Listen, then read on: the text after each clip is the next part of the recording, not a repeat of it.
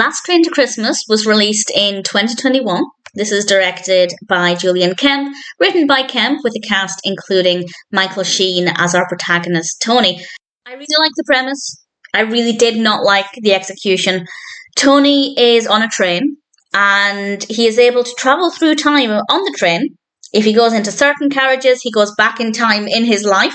If he goes forward in time within his life, and he's able to view these various situations and his relationships with different people, and I guess in theory it gives him a chance to reassess where he is, where he's going, and what his relationships are like with those around him. And as a concept, I like it. I really like it. I think it's a really great idea. Unfortunately, the execution is mostly just boring. Very, very boring. But there were times when it just felt really badly written, not very well formed at all. So I'd say maybe 70% boring, 30% actually badly handled.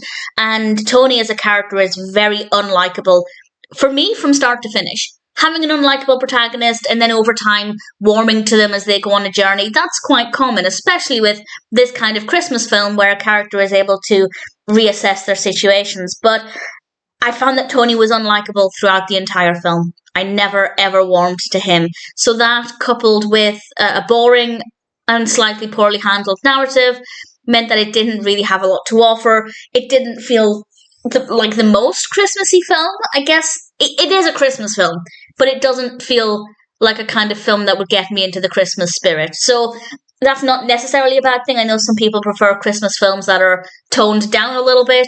Personally, I think there's no such thing as too much Christmas, but I know some people prefer things to be a little more subtle. And if that's the case, then the Christmas aspect here might appeal to you. But for me, other than the setting of the train, which I really, really liked, there's nothing about this that worked well. Well, we have a good cast. We have Michael Sheen. We also have Cary Elwes, and we have Mia McKenna-Bruce and Hayley Mills. So we have a great cast, and the performances obviously go with that. But the narrative, or I guess narratives as we travel through time, not interesting for the most part. Sometimes I don't think it was very well executed. Tony is not a very likable protagonist. Do I recommend it? Maybe if you want something on in the background. It's the kind of film that you could definitely put on while you're doing other things. I know a lot of people like to watch Christmas films when they're doing gift wrapping and things, so I think it could really fit that purpose.